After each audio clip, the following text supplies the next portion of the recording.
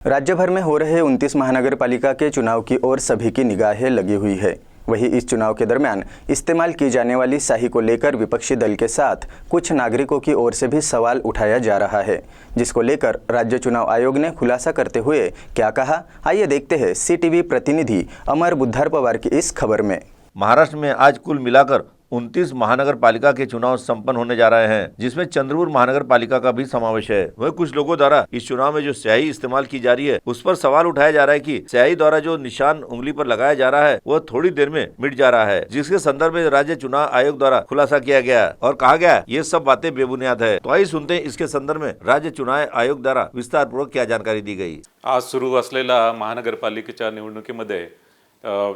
Marker पेनची शाई ही पुसले जात आहे, अशा प्रकारे मोठ्या प्रमाणात एक संभ्रम पसरवला जात आहे। त्याबद्दल माझं सांगणं आहे की ही शाई जी आहे ती इंडेलिबल इंक आहे आणि इंडेलिबल इंक भारत निवडणूक आयोग जी इंडेलिबल इंक वापरतो तीच इंडेलिबल इंक आहे, मात्र ती मार्कर पेनच्या स्वरूपात आहे। आणि हे मार्कर पेनच्या स्वरूपात राज्य निवडणूक आयोग हे 2011 पासून हे मार्कर पेन वापरत आहे आणि यामध्ये ही शाई आहे, ही शाई ॲक्च्युअली पुसली जात नाही आणि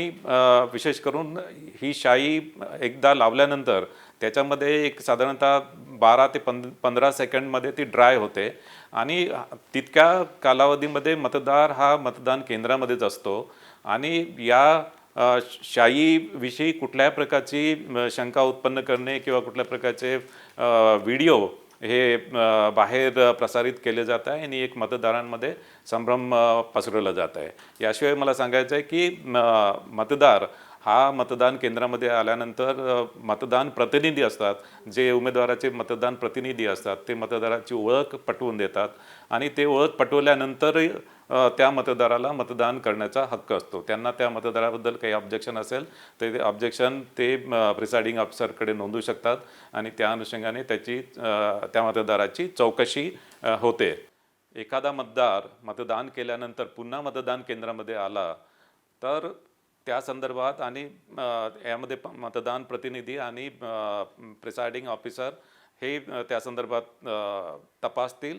आणि त्यांना जर आढळून आला की तोच मतदार पुन्हा मतदान करायला आला तर त्या मतदारावर कारवाई केली जाईल। CTV के लिए हमारे प्रतिनिधि अमर बुद्धार पवार की रिपोर्ट।